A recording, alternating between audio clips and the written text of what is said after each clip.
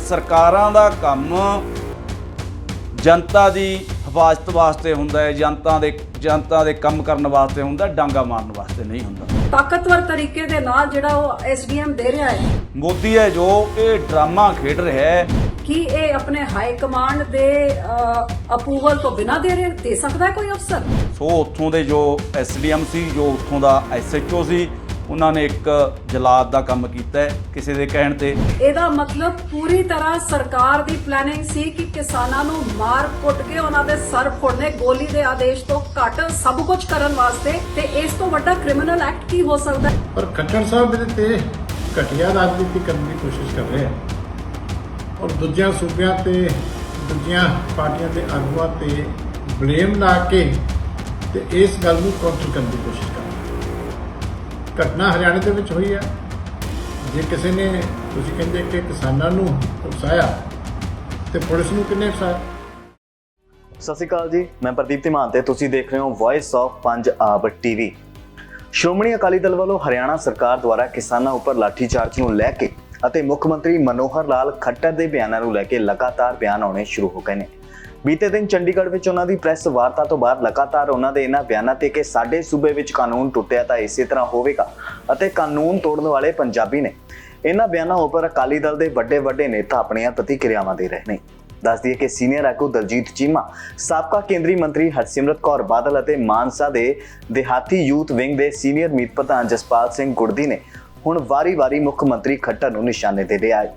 ਕੀ ਕਹਿਣਾ ਹੈ ਸ਼੍ਰੋਮਣੀ ਅਕਾਲੀ ਦਲ ਦਾ, ਆਓ ਦੇਖਦੇ ਹਾਂ।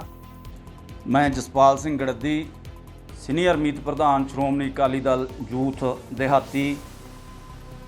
ਮੈਂ ਆਪਣੀ ਪਾਰਟੀ ਵੱਲੋਂ ਤੇ ਆਪਣੇ ਵੱਲੋਂ ਇਹ ਪੂਰੀ ਸ਼ਬਦਾਂ ਦੇ ਵਿੱਚ ਅਸੀਂ ਨਿਖੇਧੀ ਕਰਦੇ ਹਾਂ, ਪੂਰੇ ਸ਼ਬਦਾਂ ਦੇ ਵਿੱਚ ਅਸੀਂ ਇਸ ਦੀ ਇਹ ਨਿੰਦਣਯੋਗ ਜੋ ਉਹਨਾਂ ਨੇ ਇੱਕ ਘਟਨਾ ਉਹ ਕੀਤੀ ਹੈ, ਖੱਟਰ ਸਰਕਾਰ ਨੇ ਕਿਸਾਨਾਂ ਦੇ ਉੱਪਰ ਜੋ ਤਸ਼ੱਦਦ ਢਾਇਆ ਹੈ, ਉਹ ਨਹੀਂ ਹੋਣਾ ਚਾਹੀਦਾ ਸੀ। ਕਿਉਂਕਿ ਸਰਕਾਰਾਂ ਦਾ ਕੰਮ ਜਨਤਾ ਦੀ ਹਿਫਾਜ਼ਤ ਵਾਸਤੇ ਹੁੰਦਾ ਹੈ, ਜਨਤਾ ਦੇ ਕੰਮ ਕਰਨ ਵਾਸਤੇ ਹੁੰਦਾ, ਡਾਂਗਾ ਮਾਰਨ ਵਾਸਤੇ ਨਹੀਂ ਹੁੰਦਾ। ਸੋ ਉੱਥੋਂ ਦੇ ਜੋ ਐਸਡੀਐਮ ਸੀ, ਜੋ ਉੱਥੋਂ ਦਾ ਐਸਐਚਓ ਸੀ, ਉਹਨਾਂ ਨੇ ਇੱਕ ਜਲਾਦ ਦਾ ਕੰਮ ਕੀਤਾ ਹੈ ਕਿਸੇ ਦੇ ਕਹਿਣ ਤੇ, ਜਿਹਨੂੰ ਅਸੀਂ ਬਹੁਤ ਹੀ ਬੁਰਾ ਸਮਝਦੇ ਹਾਂ। ਕੀ ਕਹਿਣਾ ਚਾਹੋਗੇ? ਇੱਕ ਪਾਸੇ ਤਾਂ ਜ਼ਿਲ੍ਹਿਆਂਵਾਲੇ ਬਾਗ ਦੇ ਵਿੱਚ ਨਮਨ ਕੀਤਾ ਜਾਂਦਾ ਹੈ ਨਰਿੰਦਰ ਮੋਦੀ ਵੱਲੋਂ ਤੇ ਦੂਸਰੇ ਪਾਸੇ ਤਸ਼ੱਦਦ ਢਾਇਆ ਜਾਂਦਾ। ਇਹ ਦੇਖੋ, ਇਹ ਡਰਾਮੇ ਕਰ ਰਿਹਾ ਹੈ ਮੋਦੀ ਹੈ ਜੋ ਇਹ ਡਰਾਮਾ ਖੇਡ ਰਿਹਾ ਹੈ।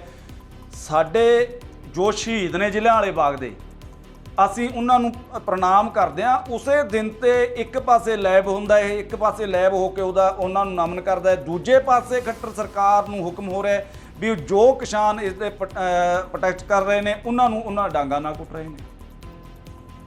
ਇਹ ਮੈਂ ਸਮਝਦਾ ਵੀ ਇਹ ਕਿੱਧਰ ਦੀ ਰਾਜਨੀਤੀ ਹੈ? ਕੀ ਇਹ ਗੰਦੀ ਰਾਜਨੀਤੀ ਜੋ ਹੈ ਇਹ ਬੀਜੇਪੀ ਸਰਕਾਰ ਖੇਡ ਰਹੀ ਹੈ ਕਿਸਾਨਾਂ ਨਾਲ, ਕਿਸਾਨਾਂ ਦੇ ਉੱਪਰ ਜੋ ਡਾਂਗਾ ਮਾਰ ਰਹੀ ਹੈ।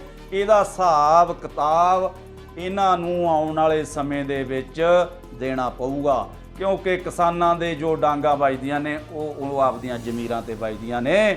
ਇਹ ਕਿਸਾਨਾਂ ਦਾ ਅੱਜ ਖੂਨ ਪੀ ਰਹੇ ਨੇ। ਜੋ ਕਿਸਾਨ ਇਹਨਾਂ ਨੂੰ ਰੋਟੀ ਪੈਦਾ ਕਰਕੇ ਦਿੰਦਾ ਹੈ, ਅਨਾਜ ਪੈਦਾ ਕਰਕੇ ਦਿੰਦਾ ਹੈ, ਦੁੱਧ ਪੈਦਾ ਕਰਕੇ ਦਿੰਦਾ ਹੈ, ਉਹਨਾਂ ਦੇ ਇਹ ਡਾਂਗਾ ਮਾਰਦੇ ਨੇ। ਇਹ ਮੋਦੀ ਇਹ ਬਹੁਤ ਜ਼ਿਆਦਾ ਤਸ਼ੱਦਦ ਕੀਤਾ ਹੈ ਮੋਦੀ ਸਰਕਾਰ ਨੇ, ਜੋ ਇਹਦਾ ਲੇਖਾ ਜੋਖਾ ਇਹ ਖੱਟਰ ਸਰਕਾਰ ਨੂੰ ਦੇਣਾ ਪਊਗਾ, ਮੋਦੀ ਸਰਕਾਰ ਨੂੰ ਦੇਣਾ ਪਊਗਾ। ਜਿਹੜੇ ਕਰਨਾਲ ਦੇ ਐਸਡੀਐਮ ਦੀ ਵੀਡੀਓ ਵਾਇਰਲ ਹੋਈ ਹੈ, ਜਿੱਥੇ ਸਿੱਧੇ ਕਿਸਾਨਾਂ ਦੇ ਸਰ ਫੋੜਨ ਦੇ ਆਦੇਸ਼ ਦਿੱਤੇ ਜਾ ਰਹੇ ਨੇ ਉਹਦੇ ਵੱਲੋਂ ਕਿ ਲਾਠੀਆਂ ਮਾਰ ਕੇ ਸੜ ਫੋੜਿਆ ਜਾਏ, ਇੱਕ ਵੀ ਨਾ ਅੱਗੇ ਵੱਧ ਸਕੇ।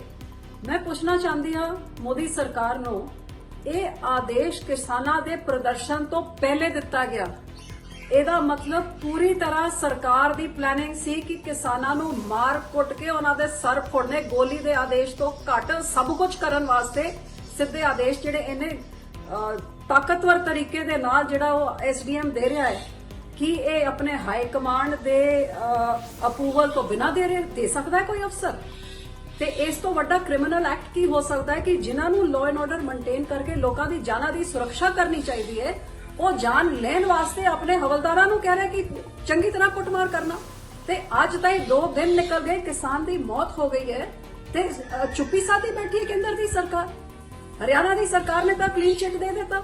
ਕਿ ਜੇ ਇਸ ਤਰ੍ਹਾਂ ਪੱਥਰ ਸਿੱਟਿਆ ਗਿਆ ਸੀ, ਪੱਥਰ ਤਾਂ ਬਾਅਦ ਨੂੰ ਸਿੱਟਿਆ ਗਿਆ, ਜੇ ਸਿੱਟਿਆ ਗਿਆ। ਮੈਂ ਤਾਂ ਪਹਿਲੀ ਗੱਲ 10 ਮਹੀਨੇ ਤੋਂ ਕਿਸਾਨ ਬੈਠੇ ਹੋਏ ਨੇ, ਉਹਨਾਂ ਨੇ ਇੱਕ ਵੀ ਵਾਇਲੈਂਸ ਦਾ ਐਕਟ ਨਹੀਂ ਕੀਤਾ ਹੈ। ਪੱਥਰ ਸਿੱਟਨੇ ਕੀ ਕੁਝ ਸਿੱਟਣਾ ਹੁੰਦਾ ਤਾਂ ਬਹੁਤ ਕੁਝ ਕਰ ਸਕਦੇ, ਲੇਕਿਨ ਸ਼ਾਂਤਮਈ ਤਰੀਕੇ ਦੇ ਨਾਲ ਆਪਣੀ ਗੱਲ ਸੁਣਵਾ ਰਹੇ ਨੇ।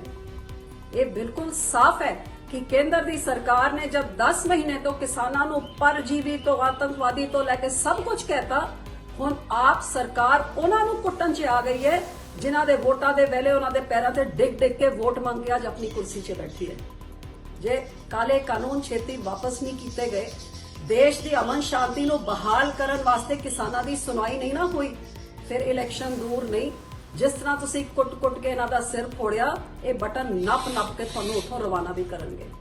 ਮੈਂ ਉਮੀਦ ਕਰਦੀ ਹਾਂ ਕਿ ਇੱਕ ਸਰਕਾਰੀ ਅਫਸਰ ਵਾਇਲੈਂਸ ਕਰਨ ਵਾਸਤੇ ਆਪਣੇ ਲੋਕਾਂ ਨੂੰ ਆਦੇਸ਼ ਦੇ ਰਿਹਾ ਹੈ, ਪ੍ਰਸ਼ਾਸਨ ਨੂੰ। ਜੇ ਅੱਜ ਵੀ ਇਹੋ ਜਿਹੇ ਅਫਸਰਾਂ ਦੇ ਖਿਲਾਫ ਤੇ ਜਿਹੜੇ ਹੁਕਮ ਦਿੱਤਾ ਉਹਨਾਂ ਦੇ ਖਿਲਾਫ ਜੇ ਕੋਈ ਐਕਸ਼ਨ ਨਹੀਂ ਲਿੱਤਾ ਜਾਂਦਾ, ਤੇ ਆਪ ਬਿਲਕੁਲ ਸਾਫ਼ ਹੈ ਕਿ ਇਸ ਦੇਸ਼ ਵਿੱਚ ਹੁਣ ਸੰਵਿਧਾਨ ਦਾ ਕੋਈ ਮਤਲਬ ਨਹੀਂ ਰਹਿ ਗਿਆ, ਇੱਕ ਡਿਕਟੇਟਰਸ਼ਿਪ ਚੱਲ ਰਹੀ ਹੈ। ਖੱਟੜ ਸਾਹਿਬ ਨੂੰ ਚਾਹੀਦਾ ਸੀ ਕਿ ਜਿਹੜੀ ਕਰਨਾਲ ਦੇ ਵਿੱਚ ਇੰਨੀ ਵੱਡੀ ਜ਼ਿਆਦਤੀ ਕਿਸਾਨਾਂ ਦੇ ਉੱਤੇ ਹੋਈ, ਉਹਦੀ ਜੁਡੀਸ਼ੀਅਲ ਇਨਕੁਆਇਰੀ ਕਰਾਉਂਦੇ ਤਾਂ ਜੋ ਤੱਥ ਜਿਹੜੇ ਆ ਸਹੀ ਤੱਥ ਲੋਕਾਂ ਦੇ ਸਾਹਮਣੇ ਆਉਂਦੇ, ਔਰ ਜਿਹੜਾ ਵੀ ਦੋਸ਼ੀ ਹੁੰਦਾ ਉਹਨੂੰ ਸਜ਼ਾ ਮਿਲੇ। ਪਰ ਖੱਟੜ ਸਾਹਿਬ ਇਹਦੇ ਤੇ ਘਟੀਆ ਰਾਜਨੀਤੀ ਕਰਨ ਦੀ ਕੋਸ਼ਿਸ਼ ਕਰ ਰਹੇ ਆ, ਔਰ ਦੂਜਿਆਂ ਸੂਬਿਆਂ ਤੇ ਦੂਜੀਆਂ ਪਾਰਟੀਆਂ ਦੇ ਆਗੂਆਂ ਤੇ ਬਲੇਮ ਲਾ ਕੇ ਤੇ ਇਸ ਗੱਲ ਨੂੰ ਕਾਊਂਟਰ ਕਰਨ ਦੀ ਕੋਸ਼ਿਸ਼ ਕਰ ਰਹੇ। ਘਟਨਾ ਹਰਿਆਣਾ ਦੇ ਵਿੱਚ ਹੋਈ ਹੈ। ਜੇ ਕਿਸੇ ਨੇ, ਤੁਸੀਂ ਕਹਿੰਦੇ ਕਿ ਕਿਸਾਨਾਂ ਨੂੰ ਉਕਸਾਇਆ, ਤੇ ਪੁਲਿਸ ਨੂੰ ਕਿੰਨੇ ਉਕਸਾਇਆ? ਲਾਠੀਚਾਰਜ ਪੁਲਿਸ ਨੇ ਕੀਤਾ। ਜਿਹੜੇ ਅਫਸਰਾਂ ਦੀਆਂ ਸਟੇਟਮੈਂਟ ਆ ਉਸ ਵੇਲੇ ਜਿਨ੍ਹਾਂ ਨੇ ਹੁਕਮ ਦਿੱਤੇ, ਕੀ ਉਹ ਜਾਇਜ਼ ਹੈ?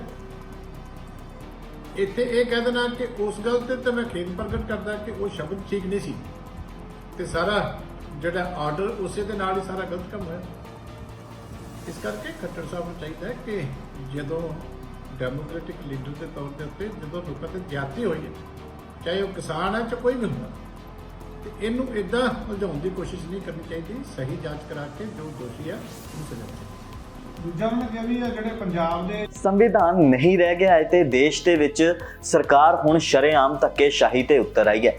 ਹਰਿਆਣਾ ਦੇ ਮੁੱਖ ਮੰਤਰੀ ਦੀ ਪ੍ਰੈਸ ਵਾਰਤਾ ਤੋਂ ਬਾਅਦ ਇਹ ਤਾਂ ਬਿਲਕੁਲ ਸਾਫ਼ ਹੋ ਗਿਆ ਹੈ ਕਿ ਉਹ ਜੋ ਕੁਝ ਵੀ ਬੀਤੇ ਦਿਨ ਕਰਨਾਲ ਵਿੱਚ ਹੋਇਆ ਉਸ ਦਾ ਹਰਿਆਣਾ ਸਰਕਾਰ ਨੂੰ ਰੱਤੀ ਭਰ ਵੀ ਅਫਸੋਸ ਨਹੀਂ ਹੈ। ਸੋ ਕੀ ਕਹਿਣਾ ਚਾਹੋਗੇ ਤੁਸੀਂ ਹਰਿਆਣਾ ਵਿੱਚ ਲਾਠੀ ਚਾਰਜ ਤੇ ਪੱਕ ਰਹੀ ਸਿਆਸਤ ਬਾਰੇ? ਆਪਣੇ ਵਿਚਾਰ ਤੁਸੀਂ ਸਾਨੂੰ ਕਮੈਂਟਾਂ ਰਾਹੀਂ ਜ਼ਰੂਰ ਦੱਸਣਾ। ਦੇਸ਼ ਅਤੇ ਦੁਨੀਆ ਨਾਲ ਜੁੜੀਆਂ ਸਾਰੀਆਂ ਅਪਡੇਟਸ ਦੇ ਲਈ ਬਣੇ ਰਹੋ ਸਾਡੇ ਨਾਲ ਤੇ ਦੇਖਦੇ ਰਹੋ ਵੌਇਸ ਆਫ ਪੰਜਾਬ ਟੀਵੀ।